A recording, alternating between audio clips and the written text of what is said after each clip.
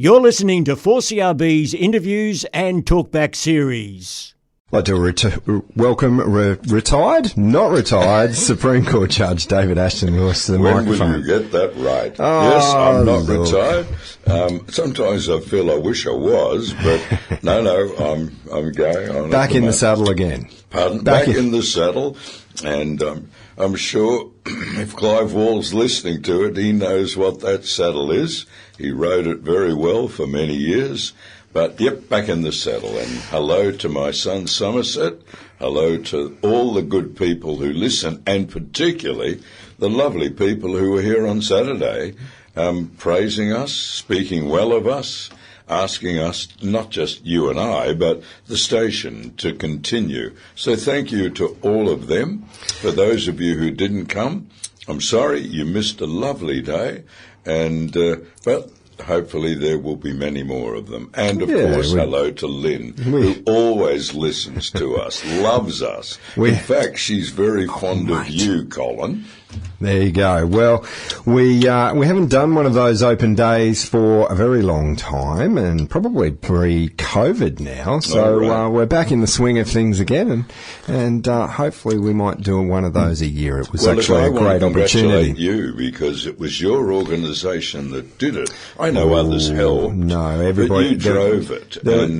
There was a committee. There was a lot of volunteers, a lot of the staff, and no, there's no way in Hades that I'm not going to recognise all of them. They had a bigger effort and a bigger load than I. You're a humble man, and I'm not trying to put you out in front of all of them. What I'm saying is, as you are the CEO, you are the head of the station, a lot of things can't happen unless you bring it up, you drive it, and then you're aided by a tremendous team. And boy, did you achieve it last Saturday.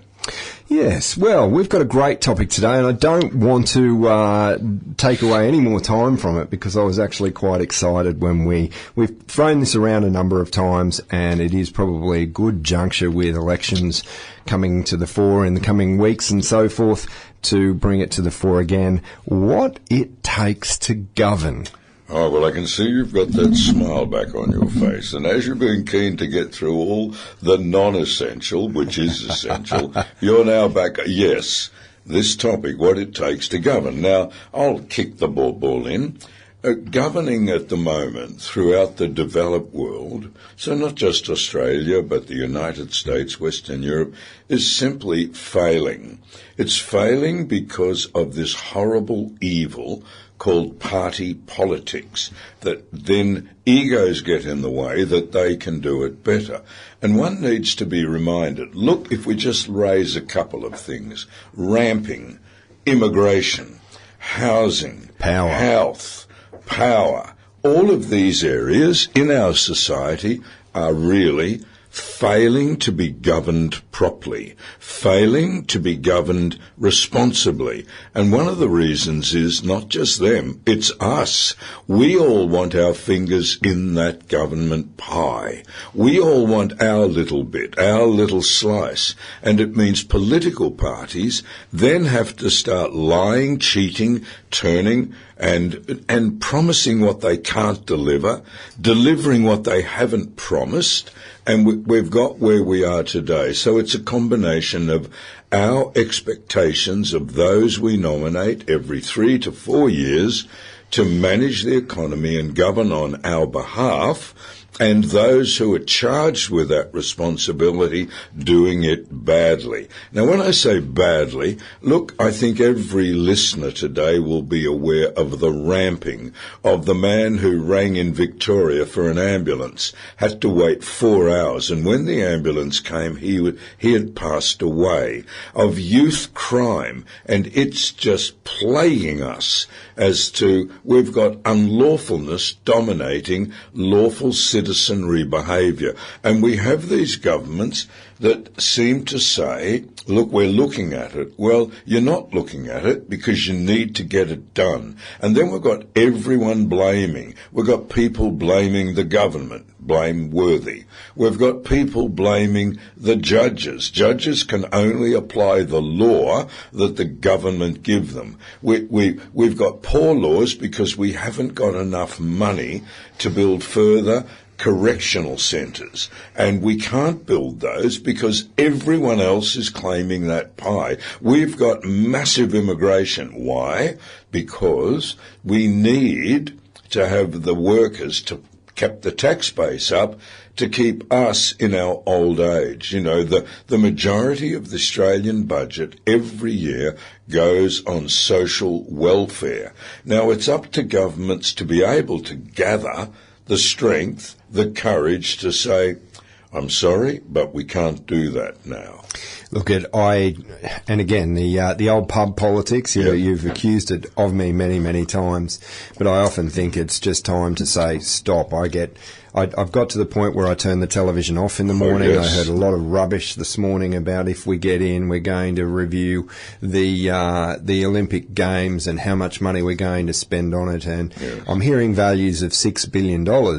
And then when we come back to the fundamentals, right, we're inviting a sporting match to Queensland, and we're spending $6 billion, but yet our power bills are through the roof. We've got youth crime rampant in the streets, and there's We've a lot got of health, as I've just said. Yes. Health is a major issue. We can't even get an ambulance to someone after they've called within 4 hours due to any number of factors, and we don't want to delve into the minutiae. Let's just look at them at the top level and go, the purpose of government is to govern or manage the state, the country, the local area on our behalf, and do it well.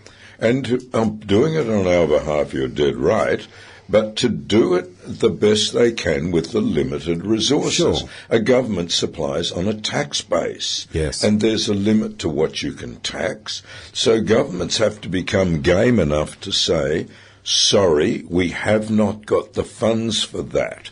We haven't got the funds to build a $140 million sporting complex out in Logan rather than putting that into ambulance services. Look at that dreadful situation I saw recently where the finance mill, the treasurer of New South Wales, had stopped a program that had been going since 1983 for women, and some men get it as well, who had this terrible osteoporosis, yes.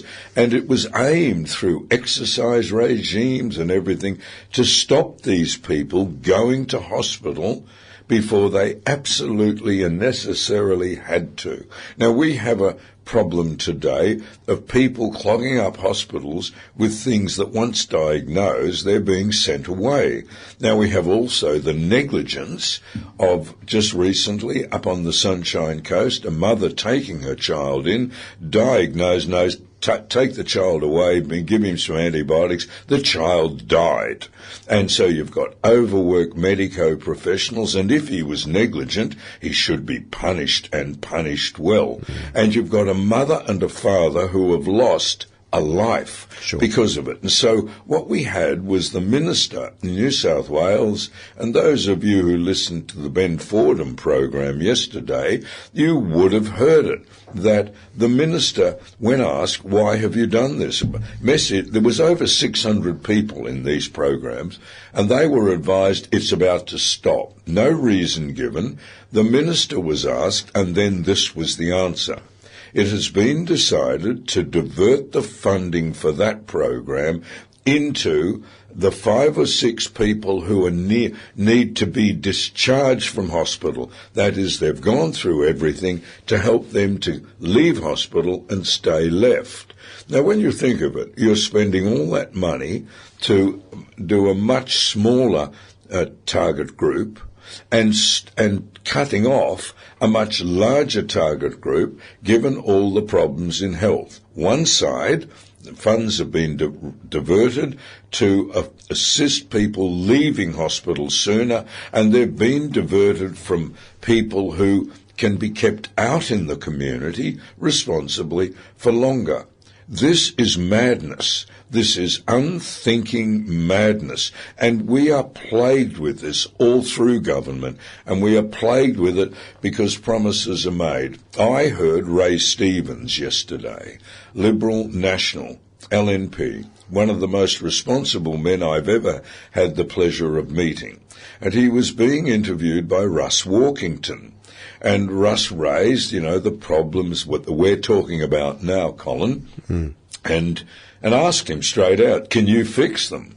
Now, in his honest way, he said, we can't fix them in 1 4-year term. We can start, but we can aim to have it fixed by the end of our second term. Well, as much as I respect Ray, my point is not good enough, Ray. Not 8 years to deal with things that are calling for immediate action now. And so I go back to what we have talked about in the past.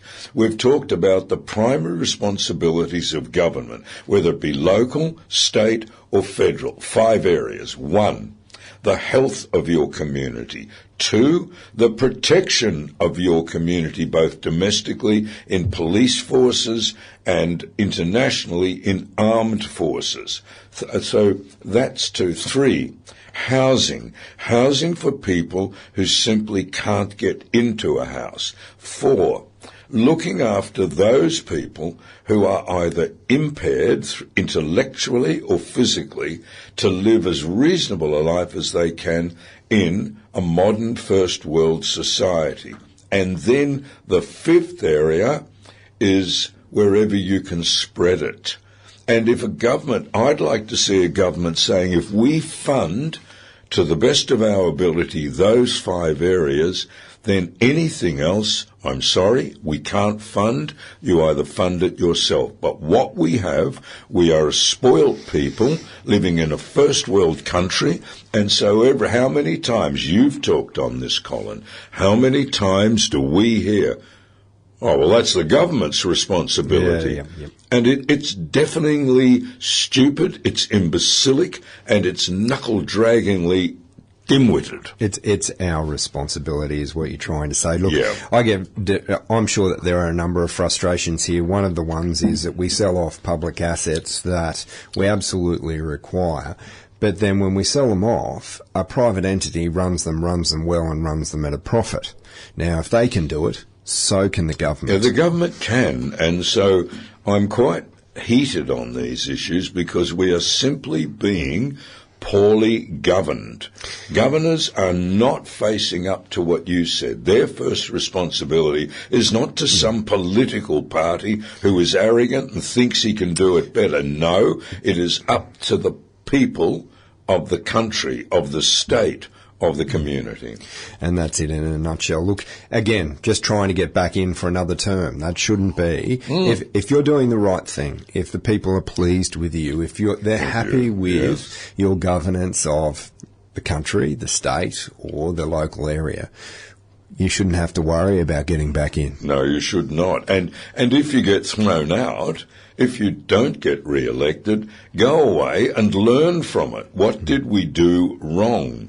Look, I'm hearing from varying levels of politics that the politicians standing out there and asking for public comment. In years gone by, they'd have people walk up and have long conversations about what was bugging them at this point in time. And the feedback I'm getting now is that not many people are taking that opportunity. Now, the question belies is, are they frustrated with the system? Do they not care? Or is it same old, I can go over there and talk till I'm blue in the face, they're not going to do anything about it? All of those 3 are concerning eventualities as to why they're doing it. The most important one you've touched on is the system is wrecked and it needs to be fixed. Anyone who wants to enter the political fray now needs to first be aware my job is not being loyal to my party. I should be able to say to my party, I think you are wrong, and not be threatened with, oh, well, you'll be kicked out or you won't be re-endorsed. And if that's the way party politics wants to operate, we should do away with it, because we should focus back on politics and governance. There should be no, if you like, there should just be the governance party. People will have their right or left sympathies. And it's a bit like the Senate was wrecked when it became a party political house rather than a state's house full of independents. And we need to really reassess what politics is in a modern democracy. We need to have democracy with responsibility. And let's look at the United States and what's happening there. Democracy with the greatest irresponsibility. Look, I was going to say, having a look at Europe and some of the changes in governance or government over there, are there any parallels we can draw? We're seeing socialism come to the fore once again. And that's an absolute nonsense. I mean, anyone who has read Marx, which I have, I studied it, and 99% of socialists I meet have never read it. Yes. They all get caught up in all the kind language of it. And we've talked before about it. Socialism is a dream that can never be enacted in reality. And the funny thing is, you read the book and it reads beautifully. Oh, it sounds like this wonderful, sweet little potion, and if we all take it and say kumbaya, it's going to be a wonderful place. I would ask it's been shown not to be so. Yeah, any of our listeners out there who have read the 5 volumes of Marx's Capital, who have read the biography of Marx and the biography of Frederick Engels, I can say to you, I've read them. Well, firstly, the 5 volumes of Capital are very difficult to understand. Sure. But Marx and Engels were decent thinking men, but they got caught up in a dream that can never be implemented. As just the same as the purest of Christianity can never be implemented here on earth. You have to wait till you cross the Rainbow Bridge and get to that other dimension because of the nature of man. Yes. Man has both light in him and darkness in him. And what political parties sadly do is they get drawn to the light and the darkness. And so, as you said right at the beginning, a lot of political parties focus on, certainly now, how do we get re-elected for another term? That is simply irresponsibly disgraceful. To me, the focus needs to be we need to fix power, we need to restore law and order, we need to fix our hospitals, we need to sort out social security, and again... And education. Yeah, education's a big one, but social security frustrates me for the fact that the amount of people I see who are very happy to receive their dole money and not apply or go to work. Look, that's always one, and there should be a way to find them and say, no, the taxpayer's not going to support you. You're capable of work, and you will have to start at the bottom. Look, it's finding out and identifying the primary areas that cake, that pie, that called the federal budget can meet.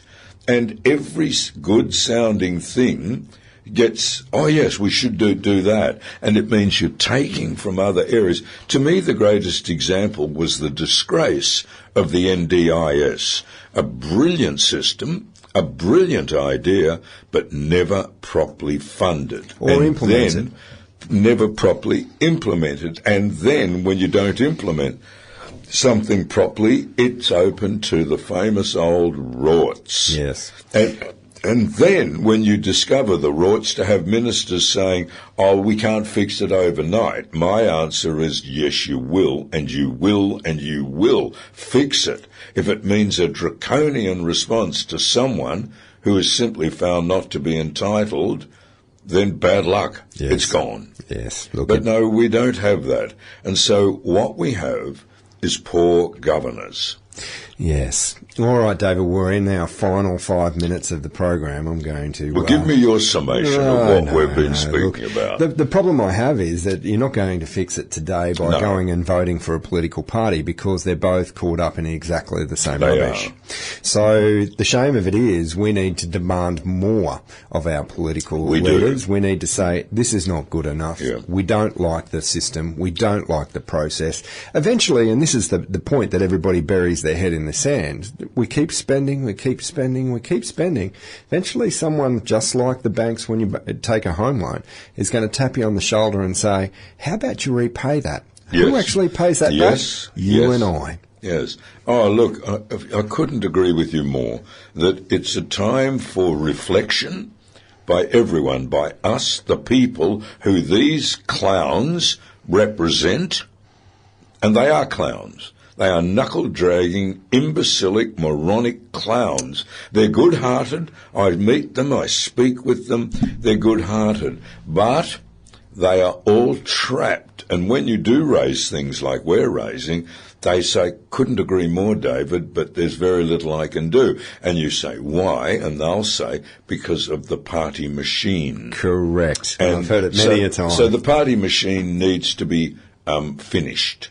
It needs to be... Or changed, or modified. Changed, yes. We need to get the focus back on we are a representative democracy. The key words are representative. Yes. You, Mr. Politician or Madam Politician, represent your constituency. That is, and then democracy, it is a government of the people, by the people, for the people. Let me quickly pose this question. Yep. So as I said to you, we're seeing the rise of socialism and fascism once again in Europe. And again, I'm not saying that they're getting to the point where they're actually going to be voted into power. No, I don't think they will. Is it a vote with your feet of the people saying enough? We're frustrated. We want change, Colin, but this is the only thing we can see. I think you're correct. I think the fact that you're getting people moving to the right, you're getting people moving, the farther right, fascism, the farther left, socialism, is why? Because of everything we've been saying here today. That, and particularly I'll leave it in modern democracies where there still is a vote. In places like Iran, you've got no choice. It's a right-wing fascist theological government, and this is happening in the West because of the blatant failure of representative democracy. And that's an interesting point. So one of the, I remember at one stage at university, a lecturer explaining to me far left, far right, and middle. And he said one view, and I'm not saying it's my view or anybody else's view, one view is that if you want to have big upheaval and huge amount of change in a short period of time, you need to go to the extremes, either left or right. Yes, you do. And when you get the middle governance, they get bogged in the middle. Well, that's a very accurate. And we're caught in that now. Look, you'd no more pick up a gun and support either right. Let's say you move to the right. And you would no more pick up a gun if the leaders of that said, look, we have to eliminate these woke, left-wing, transgender, gay, LGBTQ. We have to eliminate them. You would be the first to say, not that way. Look, we hear about the youth crime from the point of view of what we see on the television, but what we're not hearing about and what I am hearing about from friends who are working at Robina Town Centre, friends who work at Dan Murphy's is they're walking in and saying, I'm taking this bottle of scotch, and there's nothing you can do about it, and exactly walking out right. the door. A friend of mine's works at Robina Town Centre, and the kid walked in and said, I'm taking this jumper, and there's nothing you can do about it. Let me give you an example. Stephen Hart and Daniel Kelly at the gunfight at Glenrowan, they were both 19. Sure. There was no sense of what we'd get to, they're just out of minorship, we have to capture them alive and counsel them. What happened? The both of them put their revolvers in each other's mouth and pulled the trigger because they knew we're never coming out of this alive. There was no consideration of your youth, bad luck. Look at what we're hearing now. A youth does the crime, they must do the time. And again, while we have developed, and I don't want to turn the clock back, but we've lost the ability to smack bottoms. We've lost the ability to say no. That's wrong. Yeah, that's wrong. And here are the consequences for your actions. Now, if everyone listening to this show today, you like this, please let us know in droves, because there are further areas that Colin and I can go down in this. But it is the first responsibility is not on David Crisafulli, is not on the leader of the government at the moment. It is on us. And we are lazy, spoilt.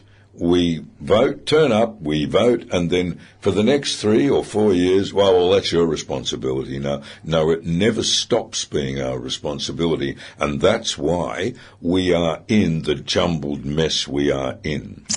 Nicely said. David Ashton Lewis, thank you very much for your time this morning. Thank you very much, Colin. Goodbye, Somerset. Goodbye, Lynn. Goodbye, all you good people who love the station. Thank you. You've been listening to 4CRB's Interviews and Talkback series. Support local online content and become a financial supporter today at 4crb.com.